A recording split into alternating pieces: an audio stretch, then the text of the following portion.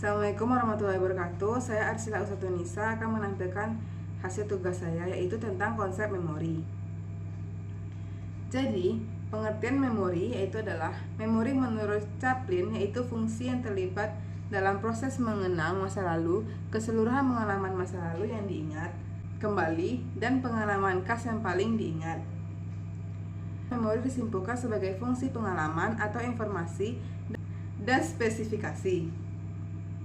Memori melibatkan apa yang dilihat dan dialami dengan merekamnya, namun tidak semua pengalaman bisa disimpan dengan baik. Selanjutnya yaitu jenis-jenis memori. Pertama ada memori sensoris, di mana encoding sistem indera akan disampaikan ke bagian penyimpanan otak melalui impuls saraf. Storage memiliki kapasitas memori yang sangat besar, namun menyimpannya tidak berlangsung lama dan cepat hilang. Yang kedua, memori jangka pendek. Encoding control proses merupakan proses yang mengatur masuknya informasi serta laju kecepatan menangkap informasi. Storage kapasitas memori dalam jangka pendek terbatas hingga memiliki kemungkinan untuk hilang. Retrieval proses mengingat dalam memori jangka pendek tidak terlalu lama karena kapasitas memori yang tidak terbatas. Yang ketiga ada memori jangka panjang. Encoding prosesnya hampir sama dengan memori jangka panjang. Proses sistematik atau coding. Data akan dianalisis lebih lagi. Storage menyaring inti dari informasi yang didapat, maka menyimpan informasi bisa berlanjut lebih lama. Retrieval menyimpan pada memori jangka panjang ini sangat terorganisir sehingga proses pengambilan memori juga bisa cepat dan tepat. Selanjutnya fungsi memori. Encoding atau masukkan informasi encoding merupakan proses penyerapan persepsi dari informasi yang didapat kemudian dirubah menjadi sifat memori organisme. Misalnya, apabila informasi atau justru hal tertentu diterima oleh panca indera dan dimasukkan ke dalam ingatan secara tidak sengaja. Apabila individu memiliki niat untuk menyimpan informasi tersebut sehingga individu menaruh fokus perhatiannya dalam penyerapan informasi. Selanjutnya itu adalah menyimpan atau storage. Setelah proses encoding, data atau informasi yang didapat akan disimpan dengan membentuk jejak-jejak yang bisa ditemukan kembali. Jejak memori tersebut juga traces memori. Memori traces ini bisa mudah menghilang apabila tidak sering digunakan. Apabila memori traces hilang, maka memori akan cukup sulit untuk dikembalikan atau kelupakan. Selanjutnya retrieval atau mengeluarkan kembali. Menimbulkan kembali ingatan yang sudah tersimpan, proses berkaitan dengan proses mencari informasi di dalam otak, menemukannya, dan menggunakannya kembali memori tersebut. Mekanisme ini membantu dalam kegiatan sehari-hari, di mana ingatan-ingatan yang tersimpan berkaitan erat dengan masa depan. Segala bentuk aktivitas berhubungan dengan mengingat dan mengeluarkan kembali ingatan. Cara yang digunakan untuk mengembalikan ingatan yang tersimpan yaitu melalui proses yang pertama, recall, yaitu proses mengingat kembali informasi dari masa lalu tanpa petunjuk yang ada.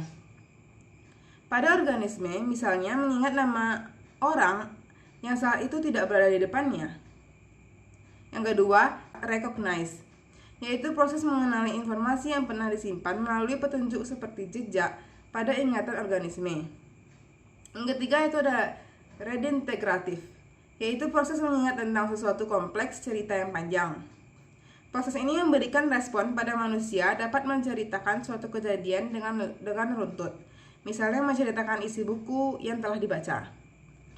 Selanjutnya itu adalah proses terbentuknya memori.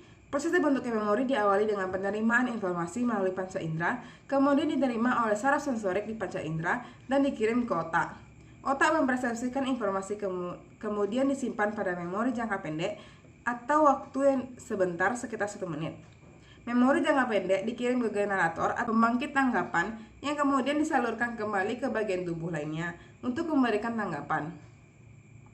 Memori jangka pendek kemudian diubah menjadi memori jangka panjang dan disimpan secara bersamaan dalam otak. Proses ini melibatkan kerja kontrol yang membentuk jejak memori. Memori jangka panjang dapat digunakan dengan cepat dan melalui jejak memori yang terbentuk. Semakin sering dipanggil, memori akan semakin mudah ditemukan dan jejak-jejaknya juga semakin jelas. Namun pada memori jangka panjang yang tidak pernah atau jarang digunakan, maka memori akan meluap dan terjadi lupa atau kondisi tidak dapat mengingat sesuatu. Memori lupa dapat dikembalikan dengan melalui ciri-ciri informasi yang masih diingat. Memori kontrol bekerja jika ada keinginan kuat harapan, motivasi, dan minat dan usaha.